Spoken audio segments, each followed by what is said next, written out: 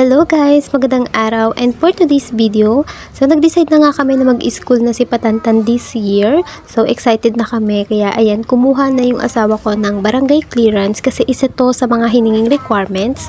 Tapos, baby book ni baby. Yung baby book guys, yung vaccine card nila nung baby sila. And yung last is syempre birth certificate ni baby. Pero sa ibang mga daycare center guys, hindi na hinahanapan ng barangay certificate. At dahil nga magpapa-enroll kami guys, need kong isara itong aming munting tindahan kasi nga wala naman akong kapalitan na magbabantay dito. So nagka-problema pa nga ako nito guys kasi ayan, sobrang tigas niya talaga ibaba. Tapos ayan nga, kailangan na ibaba ko siya pero hindi dapat sasagad sa floor kasi hindi ko siya kayang iangat guys kasi sobrang tigas niya. Pero dahil nga nahirapan ako gamitin yung kamay ko, ginamit ko yung paa ko pang tulak. So ayan, ang nangyari guys, nadiretso ko yung pagsara hanggang floor. Sa labasan nga lang nitong subdivision guys, meron na ngang tricycle. Medyo malayo-layo din yung school kaya nag-tricycle kami. Ilang minuto nga lang guys nakarating na agad kami dito sa school. So ito guys tapos na kaming mag-enroll. So ayun guys, sobrang bilis lang mag-enroll. Natatawa lang ako guys kasi ang mga tinanong lang naman ni teacher is kung nakakapagsalita ba si Patantan, kung naiintindihan, wala namang sakit-sakit or wala namang allergies kasi may feeding program daw dun sa school. Tapos guys, tinanong lang din kung wala daw bang problema kay Patantan. So natawa ako kasi ang sinagot ko guys meron. Kasi guys, ang problema po kay Patantan kapag tinatanong siya kung anong pangalan niya, ilang taon siya, saan siya nakatira, basta yung mga ganun guys na basic na tinatanong, kapag tinatanong siya, hindi siya sumasagot kahit alam niya yung isasagot niya. So yun yung nagiging problema ko kay Patantan. Pagdating sa labas, sobrang mahiyain. Pero pagdating sa bahay guys, sobrang kulit niya, sobrang daldal, ang ingay-ingay. Bago kami umuwi guys, ipapakita ko lang sa inyo yung dati naming bahay na sobrang layo dito sa school. So, nung una kasi guys, hindi ko siya ini-enroll dito sa school na to kasi nga, hindi ako sure kung dito ba talaga mag-aaral si Patantan. Kasi naghahanap nga kami ng pwesto dun banda sa mother ko na makakapag-open nga kami ng small business. Ang kaso nga, ang ending dito nga din kami sa Saog nakahanap ng pwesto. Kaya ayun guys, ang ending dito ko din talaga siya in-enroll.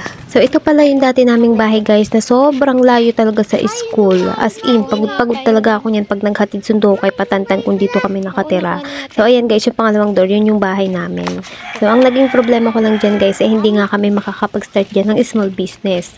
O, diba guys, ang layo sa school. Ayan o, isang kanto. Isang kanto lang yung pagitan. Nakauwi na nga kami nito guys and the struggle is real. Kasi naman guys, ayan nga, dahil naidulo ko yung pagsara dito sa floor, itong gate na to or pinto or kung ano man tawag dito guys, hindi ko kasi alam yung tawag dito. So ayun nga, dahil naidulo ko siya, hindi ko siya maitaas guys. Ayan, nakailang try ako niyan guys na itaas. Ang kaso, hindi ko talaga siya kaya. Ang tigas-tigas niyang itaas. Actually guys, nung mga nakaraang araw, nung dito na nga kami natutulog, natry ko naman siyang isara at buksan sa loob. So, ayun nga, akala lang namin na tumigas lang siya kasi nga hindi nagagamit. So, ilang buwan na nakasara, tumigas lang. Kaya, ayun guys, nung mga nakarang araw, madali na nga siyang buksan at isara. Kaso, ayun nga, nagulat ako ngayon kasi nga, hindi ko pa siya na-try. So, ngayon ko lang siya na-try ulit buksan sa labas and isara sa labas. So, ayun, matigas pa rin pala siya.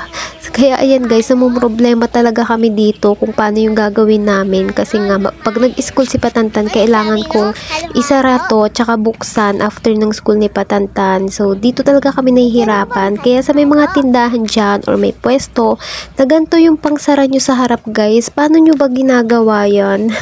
I mean, ano ba yung technique nyo or ano yung maipapayo nyo sa amin para lumambot at para madaling isara to tsaka buksan? Share nyo naman yan guys, please. A few moments later.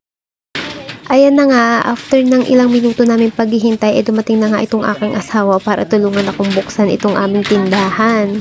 Tinatawan-tawanan niya pa ako niyan guys. So, ayun guys, kung mapapansin nyo, diba, medyo nahirapan din siyang iangat. Kung naririnig nyo yung parang kumakaskas. So, ayun, parang yun yung pumipigil sa pag-angat nitong sarahan na to After nga mabuksan ng asawa ko, tinesting ko ulit na isara kung kaya ko na. So, ayan, mapapansin nyo naman guys na medyo nahirapan ako sa part na to, itong part na to, hanggang dyan lang yung kaya kong isara. And tinry ko na nga ulit iangat. Ayan, makikita nyo naman guys na parang merong pumipreno or humaharang dito sa pansara na to para umangat. So, sorry guys kung puro pansara yung sinasabi ko kasi hindi ko talaga alam kung anong tawag dito. So, ayan guys, sinulungan na nga lang ulit ako ng asawa kong iangat kasi nga napagod na ako. Anyway guys, share ko lang sa inyo yung in-order namin sa Shopee kasi nga guys, ito ay para sa may mga tindahan or pwesto na details yung harapan. So dahil nga details itong aming harapan, sobrang dulas niya guys kapag nabasa or kapag umuulan kasi ang panahon din natin ngayon iba-iba na, mainit sa tanghali and umuulan sa hapon. So may mga ilan-ilan kaming customer na muntik ng madulas dito kaya napa-order tuloy kami nito. Yung asawa ko pala yung nag-order nito guys. So ang tawag dito anti-slip. Split? Basta guys, antay-dula. So, bobo tayo sa English. So, ayan guys, dito sila aapak kapag pupunta sila dito sa aming tindahan para safe sila. So, medyo maliit lang din ito, pero okay na rin na daanan ng mga tao kapag bibili sila. Tipid tips ko pala sa inyo mga mamis, kapag may gusto kayong orderin sa Shopee, i-click nyo yung dun sa mga videos. So, dun kayo mag-search kung ano yung gusto nyong orderin. And kapag mayroong lumabas dun, hanapin nyo yung may mga naka-cart na nakalagay. So, i-click nyo dun, tapos dun kayo mismo sa video mag-add to cart or mag-place order. Kasi kapag dun po kayo nag-place order or nag-add to cart, meron kayong less na 100 pesos. So, yun lamang para sa aking video today guys. Thank you for watching. Bye!